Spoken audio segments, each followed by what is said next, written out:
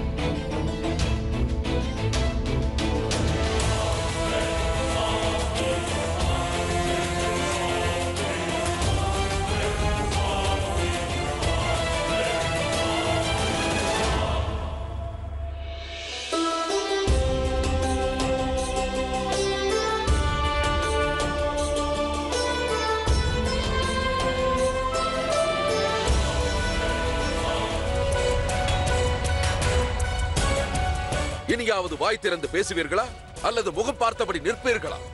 கூறுங்கள். ஹுசூர், இது அபசகுணமான செய்தி. நான் நினைத்தேன். அழுது வடியும் உங்களது முகத்தை பார்த்தாலே நற்செய்திகள் நாலாபுறமும் சிதறிவிடும். கூறித்தொலை. ஹுசூர், நமது திட்டம் தோல்வியடைந்து விட்டது. நமது ஒற்றர்கள் ஷகன்ஷாவை பின்தொடர்ந்து சென்றார்கள். அவரை தனியாக பார்த்தவுடன் அங்கிருக்கும் கொள்ளையர்களுக்கு தகவல் அனுப்பி அவர்களும் இரவில் ஷகன்ஷா தங்கிய இடத்திற்கு வந்து தாக்குதல் நடத்தினார்கள். ஆனால் என்ன? ஷெஹன்ஷா அவர்கள் கொள்ளைக்காரர்களை கொன்று குவித்து விட்டார். ஒருவன் கூட மிஞ்சவில்லையா? தப்பி ஓடுவதற்கு கூட அவர் யாரையும் அனுமதிக்கவில்லை. பிழைத்து விட்டாய். இல்லையேல் இந்த குறுவாள் உன் தொண்டையை அறுத்தெறிந்திருக்கும். ஓடிவிடுங்கள் இங்கிருந்து. ஓடிவிடுங்கள் இங்கிருந்து.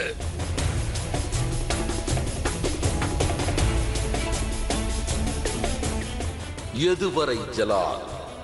இன்னும் எதுவரை உனது அதிர்ஷ்டம் உன்னை காப்பாற்றும்? ஒரு நாள் உனது அதிர்ஷ்ட மாயத்திரையை கிழித்து எனது வாள் உன் தொண்டையை தீண்டும்.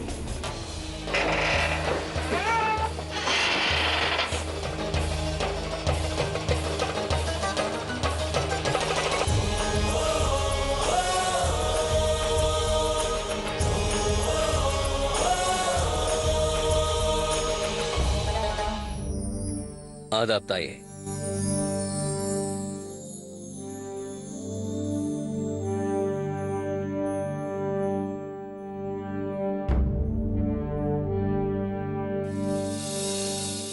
ஜலால், உன்னை பார்க்கும் போது எனக்கு என்ன தோன்றுகிறது என்றால் உன்னுடைய தீர்த்த யாத்திரையும் பிரயாணமும் நன்றாக இருந்ததென்று. நிச்சயமாக தாயே, எங்கள் பயணம் நன்றாக இருந்தது. ஆம் அத்தை அவர்களே, மிகவும் மகிழ்ச்சியாக இருந்தது. இருப்பினும் மிக கடினமான பயணம் இது. ஒரு சாதாரண பிரஜையாக நமது கோட்டையை வந்து அடைவதற்குள் பெரும் பாடாகிவிட்டது அத்தை அவர்களே. எனது கால்கள் மிகவும் வலிக்கிறது. உன்னுடைய வேதனையை என்னால் புரிந்து கொள்ள முடிகிறது ருக்கையா. பெரிய இடத்திலிருந்து சிறிய இடத்திற்கு வருவது மிகவும் கடினம். நாம் எதுவாக இல்லையோ அதுவாக மாற நினைப்பது மிகவும் சுலபமானதல்ல. உனக்கு இந்த யாத்திரை எவ்வாறாக இருந்தது ஜோதா? எனக்கு மிகவும் பிடித்திருந்தது அத்தை அவர்களே. முதல் முறையாக நிறைய விஷயங்களை அருகில் இருந்து தெரிந்து கொள்ள வாய்ப்பு கிட்டியது. நம்முடைய பிரஜைகளின் வாழ்க்கை முறையையும் தெரிந்து கொண்டேன். அதோடு ஷெஹன்ஷாவிற்கு சேவை செய்யும் வாய்ப்பும் எனக்கு கிட்டியது.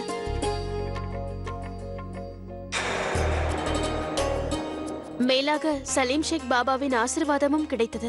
நம் அனைவரின் மகிழ்ச்சிக்காகவும் அங்கு பிரார்த்தனை செய்தேன். கயிறும் கட்டிக்கொண்டேன். எனக்கு மிகவும் மகிழ்ச்சியாக இருந்தது. அது எனக்கு தங்களை பார்த்தாலே தெரிகிறது ஜோதா. மாஷா அல்லாஹ், இந்த யாத்திரையில் உங்களுக்கு நிறைய மகிழ்ச்சி கிடைத்திருக்கிறது. நெடுதூரத்தை நடந்தே கடந்து வந்தாலும் உங்கள் முகத்தில் எந்த வாட்டமும் தெரியவில்லை. ஒரு வாரமாக படுத்த படுக்கையில் கிடந்தவர், இன்னொருவர் உதவியின்றி எழுந்திருக்க முடியாதவர் என்று உங்களை பார்த்தால் யாரும் கூற மாட்டார்கள், இல்லையா?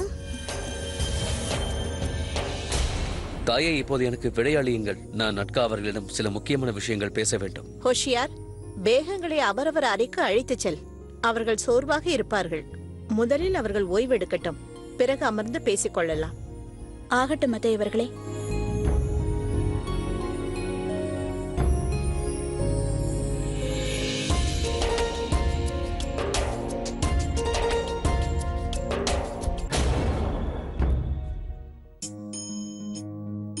நட்கா அவர்களே, பயணம் நல்லபடியாக முடிந்தது உண்மைதான். ஆனால் யாத்திரை சமயத்தில் சில விஷயங்கள் எனக்கு தெரிய வந்தது. அவை எனக்கு சுத்தமாக பிடிக்கவில்லை. அவைகள் முக்கியமானவை. அவற்றை நாம் உடனடியாக கவனிக்க வேண்டும். அட்கா அவர்களை நான் உடனடியாக சில அதிகாரிகளை சந்திக்க விரும்புகிறேன். தங்களின் கட்டளையை நிறைவேற்றுகிறேன் ஹுசூர். ஆனால் நீங்கள் சோர்வாக உள்ளீர்கள். சற்று ஓய்வெடுத்துக் கொண்டு. அட்கா அவர்களே, நான் பிறகு ஓய்வெடுத்துக் கொள்கிறேன். ஆனால் அந்த விவகாரத்தில் உடனே முடிவெடுக்க வேண்டியது மிகவும் அவசியம். அதனால் அனைவரையும் விசேஷ தர்பாரில் என்னை சந்திக்க ஆணையிடுங்கள். உத்தரவு ஹுசூர். ஜலால் அவர்களுடன் என்ன பேச நினைத்திருப்பான்? அவனுக்கு ஏதேனும் தடயங்கள் கிடைத்திருக்கும். நாம் அனுப்பியவர்கள் அனைவரும் இறந்து விட்டனரே. ஒருவேளை அவர்கள் ஏதாவது தவறு செய்திருந்தால்? ஜலால் அவர்களுடன் என்ன பேச நினைத்திருப்பான்? அவனுக்கு ஏதேனும் தடயங்கள் கிடைத்திருக்கும். நாம் அனுப்பியவர்கள் அனைவரும் இறந்து விட்டனரே. ஒருவேளை அவர்கள் ஏதாவது தவறு செய்திருந்தால்?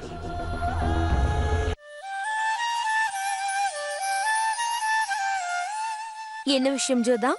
முகத்தில் சோகத்துக்கு மாறாக புன்னகை தெரிகின்றது. பிரயாணம் மிகவும் சுகமாக இருந்ததோ? ஆம் மூர்த்தி, இந்த யாத்திரையை என்னால் மறக்க முடியாது. என்னை பொறுத்தவரை யோசிப்பது அவரவர் விருப்பம். ஜோதா பேகம் தன்னை தான் காப்பாற்றிக் கொள்ளத்தான் ஷெஹன்ஷாவை காப்பாற்றினார். ஏனென்றால் ஷெஹன்ஷா இல்லை என்றால் ஜோதா பேகம் எப்படி இருக்க முடியும்? இருந்தாலும் ஜோதா பேகம் செய்தது மிகப்பெரிய விஷயம்தான்.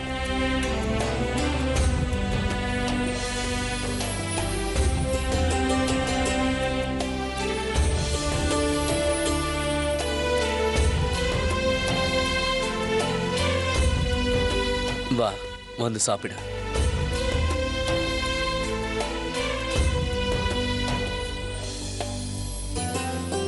நான் இங்கு கவலைப்பட்டுக் கொண்டே இருந்தேன். ஷெஹன்ஷாவுடன் தனியாக சென்றிருக்கிறாய். அவர் உன்னிடம் எவ்வாறு நடந்து கொள்வாரோ என்று கவலை. அவர் வழியில் உன்னிடம் ஏதாவது கேலி செய்தாரா என்ன? இல்லை மோதி, உண்மையில் நான் தான் சற்று கடினமாக பேசினேன். இருப்பினும் அவர் என் மனதை காயப்படுத்தும் விதமாக ஒரு முறை கூட பேசவில்லை. உனக்கு தெரியுமா, நான் நினைத்தது போல் ஷெஹன்ஷா அவர்கள் அவ்வளவு கெட்டவர் அல்ல.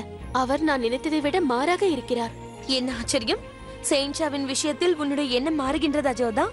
ஆம் மூர்த்தி, எனக்கும் அவருக்கும் இடையில் உள்ள இடைவெளி குறைந்திருக்கிறது. ஷெஹன்ஷா சரியாக கூறினார். பார்வை என்பது நாம் எதை பார்க்க நினைக்கிறோமோ அதுதான் தெரியும். இப்பொழுதுதான் சிறிது சிறிதாக ஷெஹன்ஷாவின் பார்வை எனக்கு புரிகிறது. பலமுறை அவர் ஏன் கடினமாக இருந்தார் என்று எனக்கு இப்பொழுதுதான் புரிகிறது. உனக்கு தெரியுமா, இந்த யாத்திரையில் ஷெஹன்ஷாவை பற்றி பல விஷயங்கள் தெரிந்து கொண்டேன். அவருக்கு சிறிய வைத்திய முறைகள் தெரிந்திருக்கிறது. தன்னுடைய கடமையை பற்றி முழுமையாக தெரிந்திருக்கிறார். அதோடு அனைவருக்கும் முன்பாக என்னை பாராட்டினார். அதன் பிறகு சாதாரண ஆள் போல விறகுகளை சேகரித்தார், தீ மூட்டினார். அது மட்டுமல்ல, அவர் உணவு உண்ணும் முறை மிகவும் வித்தியாசமாக இருந்தது. அவர் உண்ணும் பொழுது குறைவாக உண்ணுகிறார். பிறகு சிறிது நேரம் கழித்து பசிக்கும் பொழுது சிறிதளவு உண்கிறார். இப்பொழுது புரிந்துவிட்டது. பிரயாணத்தில் கிடைத்த மகிழ்ச்சியை விட உடன் வந்தவரால் தான் அதிக மகிழ்ச்சி. ஜோதா, இந்த பிரயாணத்திற்கு நீ ஏன் முன்பே செல்லவில்லை? வாய் மூடு. நீ அதிகமாக பேச ஆரம்பித்து விட்டாய். பார்த்தாயா, இவ்வளவு நேரம் நீதான் ஷெஹன்ஷாவை பற்றி பேசிக் கொண்டிருந்தாய். இப்பொழுது நான் அதிகமாக பேசுவதாக கூறுகிறாய். இல்லை மோதி, நான் ஷெஹன்ஷாவை பற்றி கூறியது கதை அல்ல. உண்மையிலேயே அவர் பாராட்டு கூறியவர்தான். தன்னுடையவர்களையும் நாட்டு மக்களையும் கவனமாக பார்த்துக் கொள்கிறார். அதற்காக தன் உயிரையும் தியாகம் செய்ய தயாராக இருக்கிறார். அவர் மிகவும் நல்ல ஷெஹன்ஷா. அப்படியா? மிகவும் நல்ல ஷெஹன்ஷாவா? ஆம், மிகவும் நல்ல ஷெஹன்ஷா தான். நானும் அதைதான் கூறுகின்றேன், மிகவும் நல்ல ஷெஹன்ஷாவென்று. உன் பேச்சை நிறுத்திவிட்டு என் தலையை வாரிவிடு. நான் சிக்ரியிலிருந்து அனைவருக்கும் கயிறெடுத்து வந்துள்ளேன். அதை அனைவருக்கும் தர வேண்டும். அப்படியே ஆகட்டும் பேகம் சாஹிபா.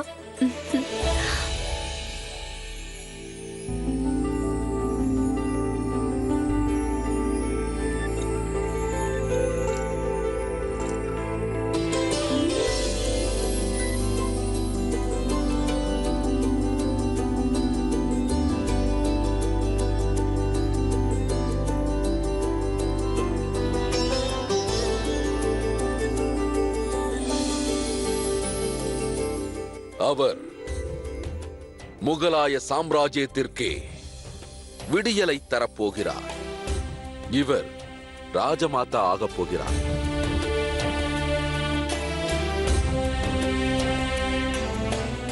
நான் உங்கள் மனதில் உள்ளவற்றை கூறிவிட்டால் எனக்கு என்ன லாபம் இருக்கிறது? என் வேண்டுதல் என்னவென்பது உங்களுக்கு தெரியுமா?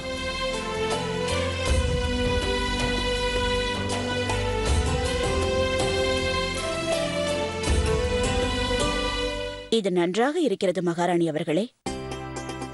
இதை எனது பேரனுக்காக பின்னிக் கொண்டிருக்கிறேன். வெகு காலமாக அந்த ஆசை எனக்கு இருக்கிறது. அந்த அல்லாஹ் இந்த ராஜ்யத்திற்கு ஒரு வாரிசை விரைவில் கொடுக்க வேண்டும். அவனை என் கண்களில் வைத்து நான் பார்த்துக் கொள்வேன். ஆமீன். ஹுதா தங்களுடைய வேண்டுதலை நிறைவேற்றட்டும். சுமாமீன்.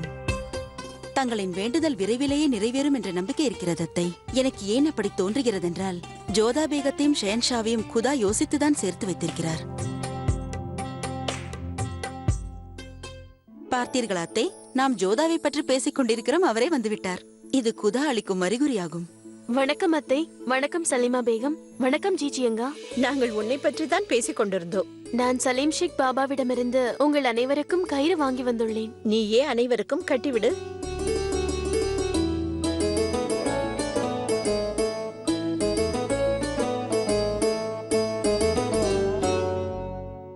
ஜோதா, உன்னை அங்கு அனுப்பி வைத்துவிட்டு நான் மிகவும் பயந்து கொண்டிருந்தேன்.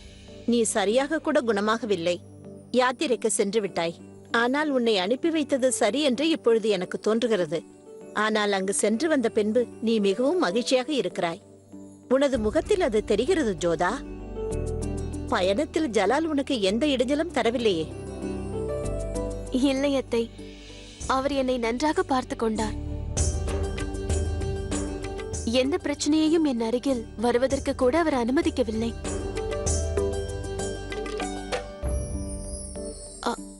நான் கூற வந்தது, யாத்திரை மிகவும் நன்றாக இருந்தது. சரி, எனக்கு விடையளியுங்கள். இந்த கயிறை மற்றவர்களுக்கும் நான் அளிக்க வேண்டும்.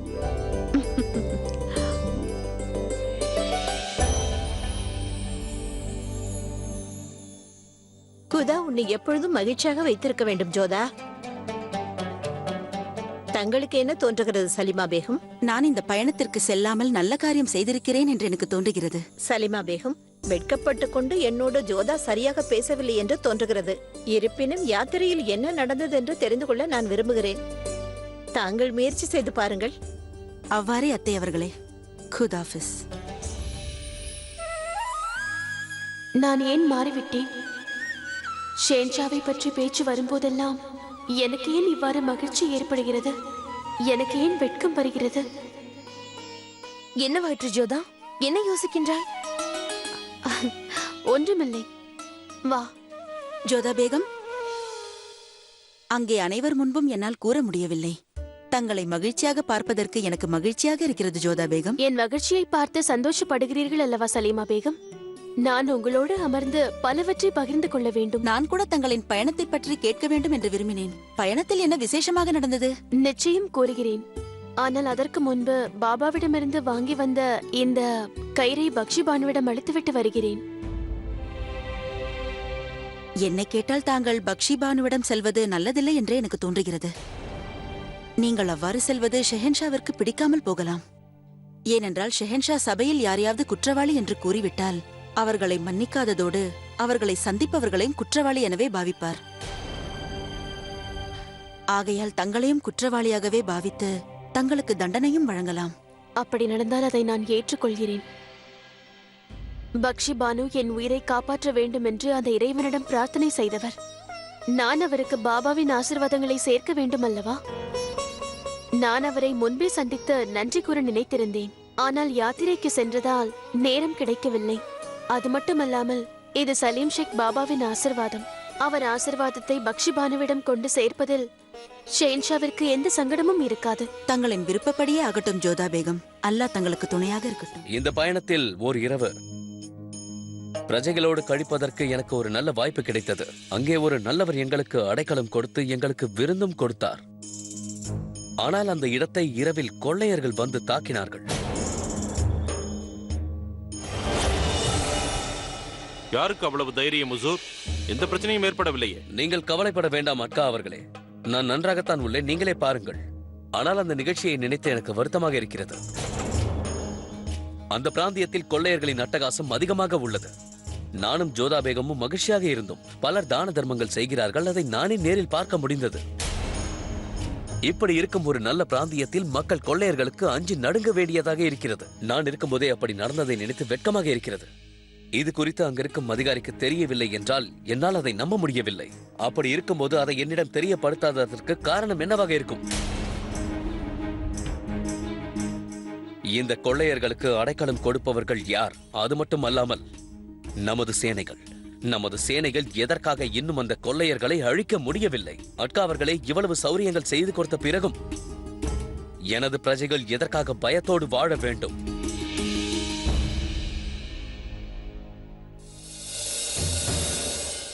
ஆதம் கான், கூறுங்கள் ஓசூர். அந்த கொள்ளையர்களுக்கு அடைக்கலம் கொடுத்து ஆதரவு கொடுப்பவர் யார் என்று தெரியுமா? அதை கச்சிதமாக கூற முடியாது. இந்த பிரச்சனைக்கு முடிவு காணும் பொறுப்பை நான் உன்னிடம் ஒப்படைக்கின்றேன். நீ அங்கே முழுமையாக விசாரித்துவிட்டு அதை அட்கா அவர்களிடம் தெரிவித்துவிடு. ஆகட்டும் ஓசூர். ஆஹா, யா அல்லாஹ், எனது கால்கள். ஹோஷியார், இந்த ஜோதா மட்டும் அவருடன் செல்லாமல் இருந்திருந்தால் நான் இவ்வாறு வெயிலில் நடக்க வேண்டி இருந்திருக்காது. ஆச்சரியமாக இருக்கிறது. சில நாட்களுக்கு முன்புதான் விஷம் குடித்து மயங்கி கிடந்தாள். ஆனால் பயணம் என்றவுடன் துள்ளி குதித்து என்னை விட வேகமாக நடக்கிறாள். அவள் வேகத்திற்கு என்னால் ஈடு கொடுக்க முடியவில்லை. யா அல்லாஹ், என் உடம்பே வலிக்கிறது. ராஜபுத்திர இளவரசிகளின் தனித்திறமையே இதுதான். மிகவும் வலிமையானவர்கள். உடல் பலத்திலும் சரி, மன பலத்திலும் சரி. உட்கா அருந்த மாட்டார்கள். அவர்கள் ஆரோக்கியமாக இருப்பார்கள். ஒரு முடிவை எடுத்துவிட்டால் நிறைவேற்றி விடுவார்கள். நான் கேள்விப்பட்டேன். அவர் போதும், வாயை மூடு. இவளை வெளியேற்று.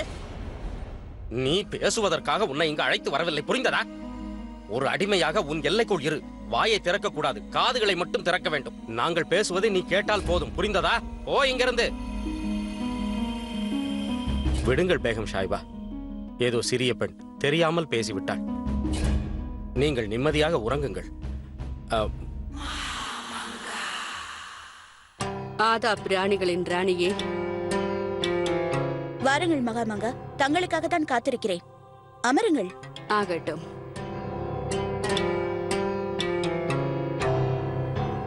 நல்லபடியாக பயணத்தை முடித்துக் கொண்டு வந்தீர்கள் அல்லவா? அதை பற்றி விசாரிக்கத்தான் நான் இங்கு வந்தேன். எவ்வாறு இருந்தது பயணம்?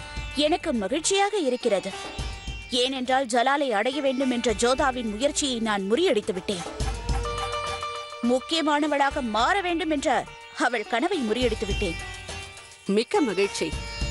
ஜலாலையும் ஜோதாவையும் பிரித்து வைக்கும் முயற்சியை நீங்கள் வெற்றி அடைந்தீர்கள் என்று நான் மிகவும் மகிழ்ச்சியாக இருக்கிறேன் பேகம் ருக்கையா. முற்றிலும் உண்மை மகாமங்கா.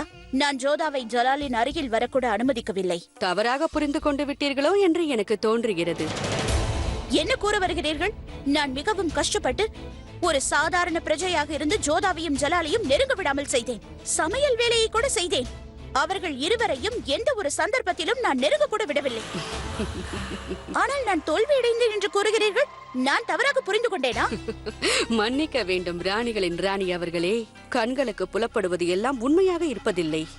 நீங்கள் கூறியதை நான் ஏற்றுக்கொள்கிறேன். ஜலாலையும் ஜோதாவையும் நீங்கள் பிரித்து வைத்தீர்கள் என்று. ஆனால் அது உடல் அளவில் மட்டும்தான். ஆனால் மனதளவில் அவர்கள் இருவரும் நெருங்கி விட்டார்கள். அவர்கள் கண்களில் அதை நானே பார்த்தேன். ஒருவர் மீது ஒருவர் அக்கறையாக இருக்கிறார்கள். இன்னும் கூற வேண்டும் என்றால் ஒருவரை ஒருவர் விரும்ப ஆரம்பித்து விட்டார்கள். போதும் மகாமங்கா. ஜலால் எனக்கு மட்டும் நான் சொந்தம். நான் தான் அவர் முக்கிய ராணி. அதை இந்த பயணத்தில் மட்டுமல்ல, இதற்கு முன்பும் நான் நிரூபித்திருக்கிறேன்.